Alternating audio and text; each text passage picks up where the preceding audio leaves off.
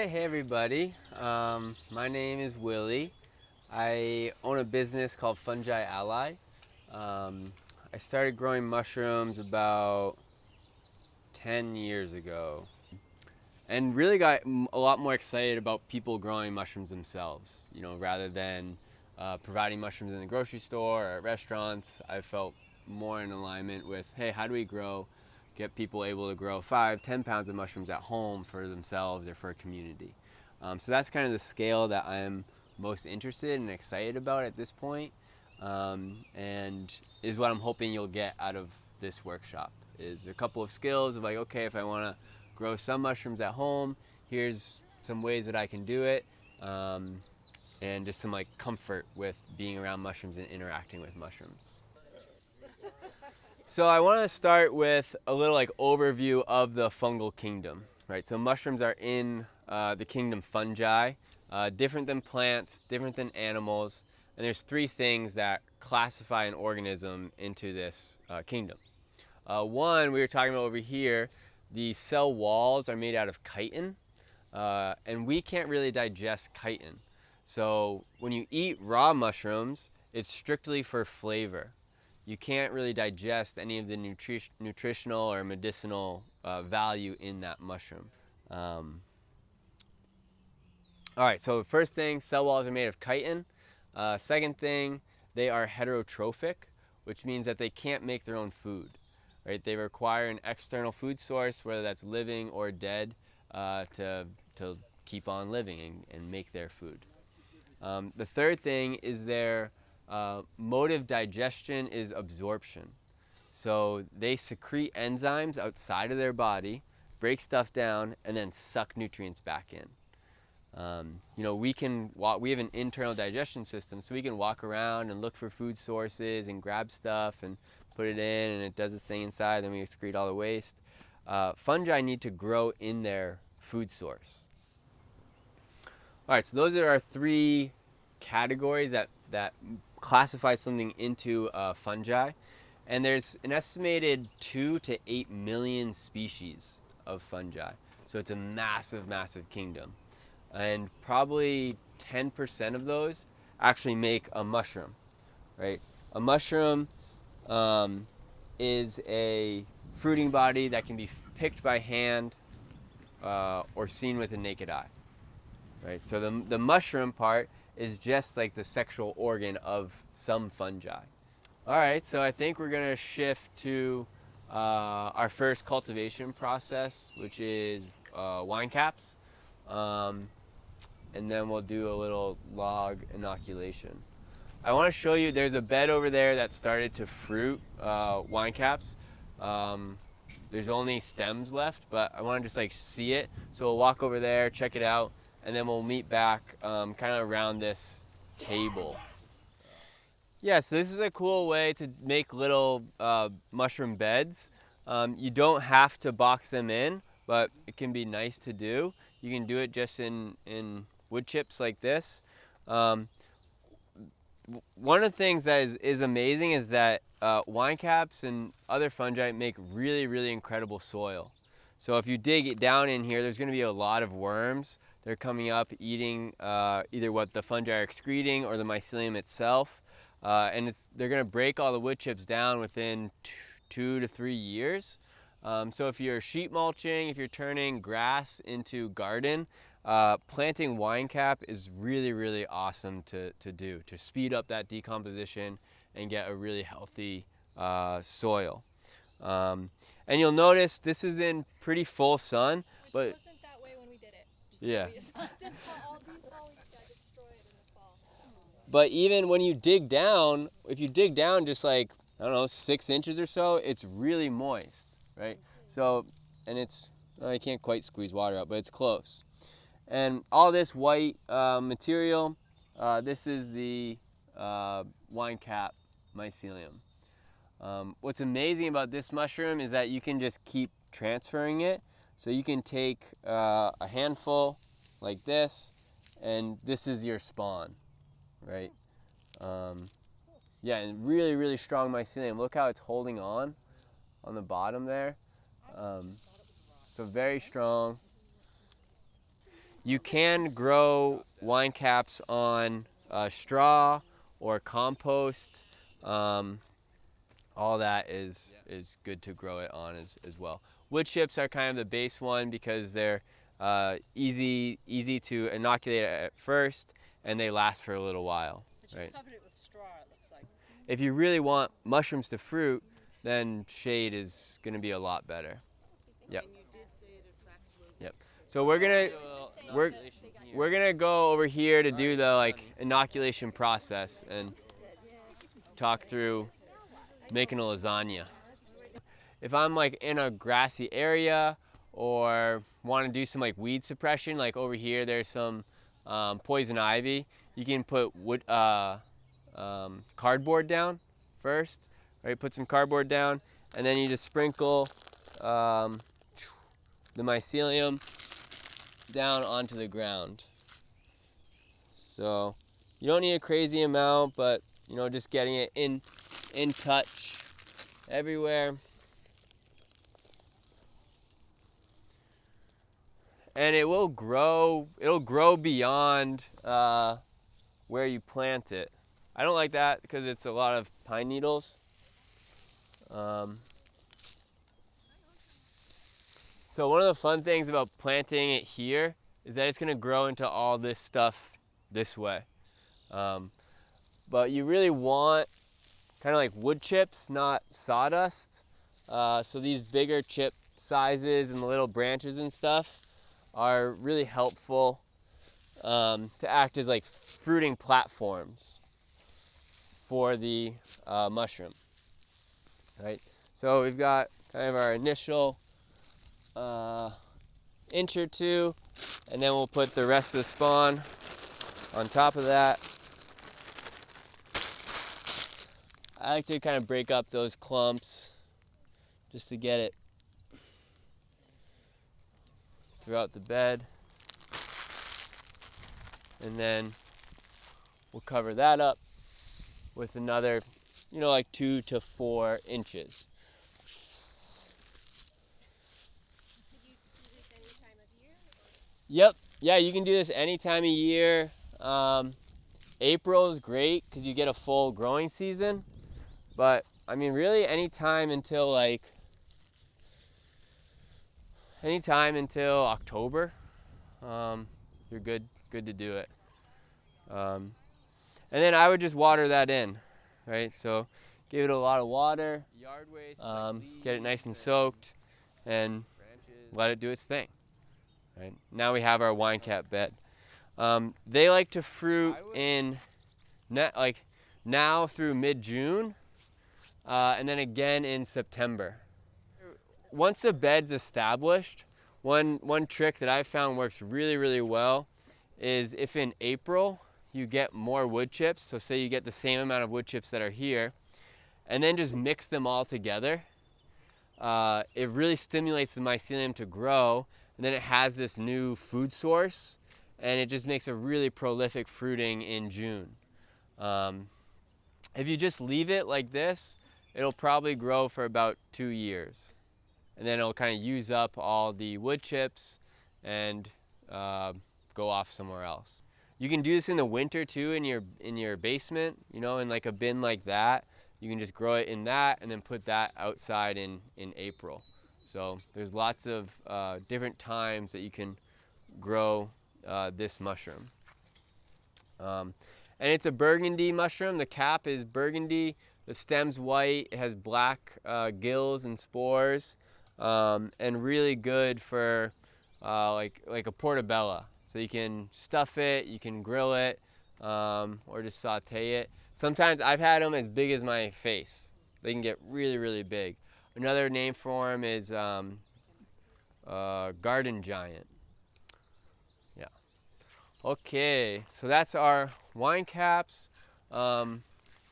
We'll transition towards log cultivation. I think if I had my way, everyone would have, wine caps growing and some shiitakes growing. So now you'll have some shiitakes growing in your yard because you'll take a log home and maybe sneak over here and grab a handful of wine cap mycelium and bring that home too. Um, Shiitakes on logs, they've been growing for, I don't know, 1,000 years or something. It's a really old technique and kind of the original way that mushrooms were cultivated. Originally, it was just like you would take a log that was fruiting mushrooms and put it next to a recently cut log and just hope that the spores got on there, grew throughout, and then you'd hopefully have mushrooms. Obviously, that wasn't 100% working every time, so now what we do is put the mycelium directly into the log. Right? Again, we want fresh wood. We don't want other fungi growing on the wood before we're using it. So ideally cut within about a month. If it's older than a month during the growing season, it's likely that there's other fungi inside of it, inside the log. The best time, absolute best time to cut is October, November. And then you keep the logs over the winter and inoculate in April. That's kind of like 100% best case scenario, but any time will work. When trees fall, make logs. When sun shines, make hay. So we've got our logs. This is a little bit short. It'll do fine, but anywhere from, I'd say, like, this is kind of a minimum I would go for, like 2 feet up to about 4 feet, and anywhere from around 3 inches in diameter up to like 7-8 inches in diameter. As you get on the bigger end of that, it just gets really, really heavy, so it's hard to move around. On the small end, things like this, you just have to watch out for the log drying out. So you'll probably want to soak this, once every 2 or 3 months, just to keep the moisture content nice and high. By submerging it? Yep, just submerge it in water for about 4 or 5 hours. Yeah, if you just spray it with a hose, you're really only getting the outside wet. None of the water gets inside the log. So soaking it is a much better way to get moisture in here. Another thing with the logs, we want the bark totally intact. So if the bark's missing, you won't get any mushrooms.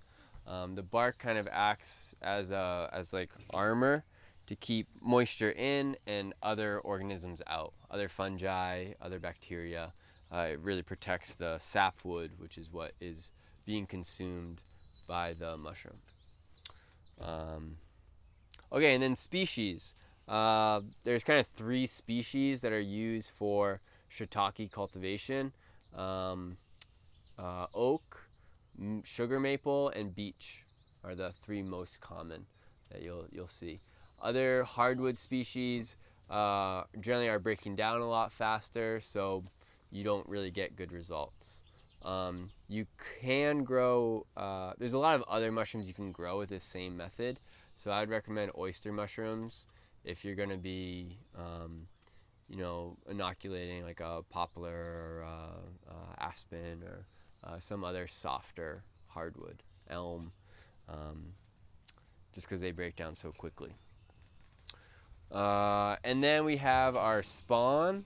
The next thing we'll need. Does someone mind passing me this open bag? This whole bag? Yeah. Thank you. So sourcing logs is first. Next is sourcing spawn, right? So there's generally 2 different types of spawn that we use. A common question is, what's the difference between spawn and spores?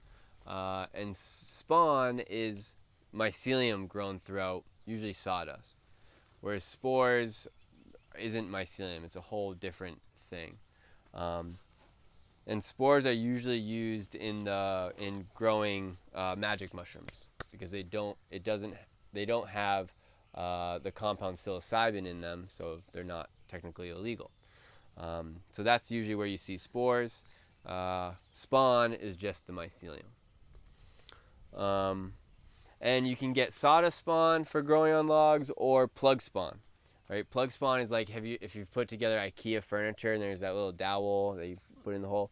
it's that with mycelium grown throughout it, right?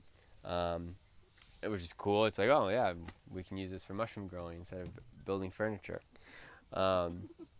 And that's best to use if you're inoculating less than about 20 logs.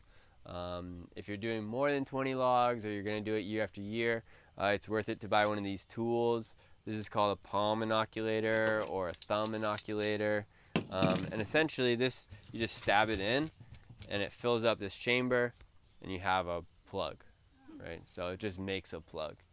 And it seems really simple, but I have spent like 40 hours trying to replicate this tool, and I've come to it's worth the $45. But in a pinch, you can just use like fingers and sticks to pack in holes. But this is super handy if you're doing a bunch of logs. One other tool that you might have is a drill. This is a modified angle grinder. So you have a normal angle grinder, then this chuck converts it to a drill, and then a specialized drill bit. So this matches the hole for this thing, right? So it's the same, and it has a stop on it. So you're going to drill down about an inch, and the tool just stops for you. All right, and you can use just a normal corded drill. It's fine. If you're using plug spawn, it's usually a 5/16 drill bit, and you just use a normal drill. This is nice. These a angle grinder goes at like 12, 14,000 RPMs, whereas a drill will do like 2,000 or 3,000, right? So it's a drill is a lot less powerful, and if you're doing a bunch of holes into these logs, it's nice to make it easy. So we've got 3 steps to this process: drilling, filling, and waxing. Right. First step to drill is to start about 2 inches away from the end of the log, and then go about 6 inches to the next hole. Right, and you do that all the way up the log, and then rotate roughly 2 inches and offset the holes, right? So you want to have them kind of in between the last ones. And this just makes a diamond pattern all around the log, and it's kind of the most efficient way for the mycelium to grow throughout the log. The cell walls run this way, up and down the log, so the mycelium can grow a lot faster this way. Whereas when it's growing this way, it's growing across all the cell walls, trying to break those down. So it grows quickly this way, slowly this way. But all of these grow out and meet up, and this whole log becomes one shiitake organism. Right? So it's not like the mushrooms just fruit from these little holes. They actually fruit from all over the log. Yep, so we drill. And I'll just demo a couple with this angle grinder. It's a little bit loud.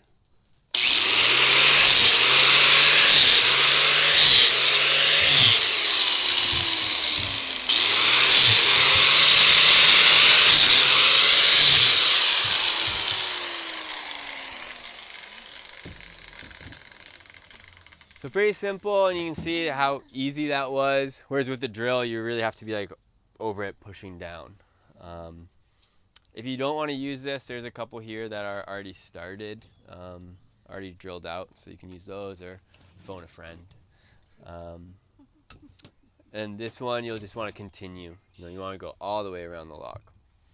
After it's totally drilled, we're stabbing the mycelium and just hitting it in. So this becomes a pretty easy, mindless task after a while, and you're just filling up all the holes. Okay, so we've got these filled with mycelium.